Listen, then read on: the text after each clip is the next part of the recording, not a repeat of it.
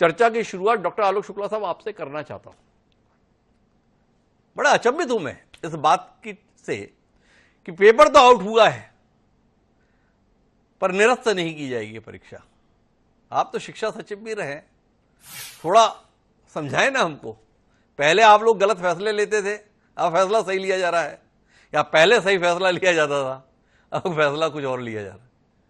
नहीं हिमांशु जी, मैं भी अचंभित ही हूं इस बात से कि एक तरफ हम कह रहे हैं कि पेपर आउट हुआ है और दूसरी तरफ फिर उसके बाद हम कह रहे हैं कि नहीं, परीक्षा कैंसिल करने की जरूरत नहीं है।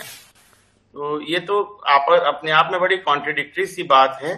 अगर पेपर आउट हुआ है और दूसरे आप ये देखेंगे कि और बहुत सारे दूसरे जो पेपर आउट होने की घटनाएं अभी पिछले कुछ दिनों में हुई हैं, उसमें तो पेपर कैंसिल किए गए हैं जी। तो इसको मुझे तो लगता है कि कोई प्रेस्टीज का पॉइंट ना बनाते हुए पेपर कैंसिल करके और दोबारा से कराना चाहिए।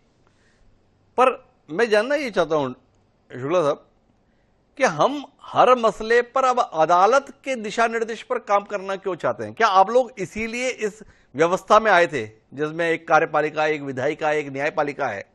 यह फैसला अदालत के स्तर पर तय होने का है या यह फैसला प्रशासनिक स्तर पर लिया जाना चाहिए कि परीक्षा दोबारा होनी है या नहीं होनी है?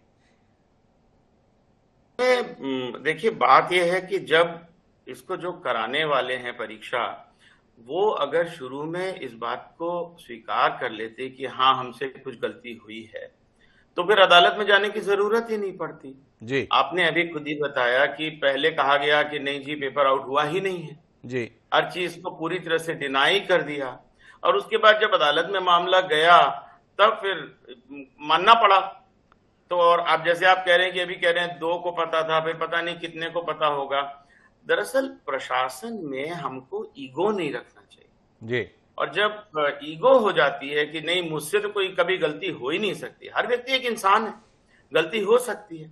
और देखिए, भ्रष्टाचार में और गलती होने में थोड़ा सा अंतर है। जी। तो अगर आपका दिल साफ है, अगर आपने कोई भ्रष्ट आचरण नहीं किया है और कोई गलती हुई है, तो उसको स्वीकार करके दोबारा परीक्षा कराने में मेरी समझ में तो कोई आपत्ति होनी नहीं चाहिए और कोर्ट में जाने की कोई आवश्यकता होनी नहीं चाहिए।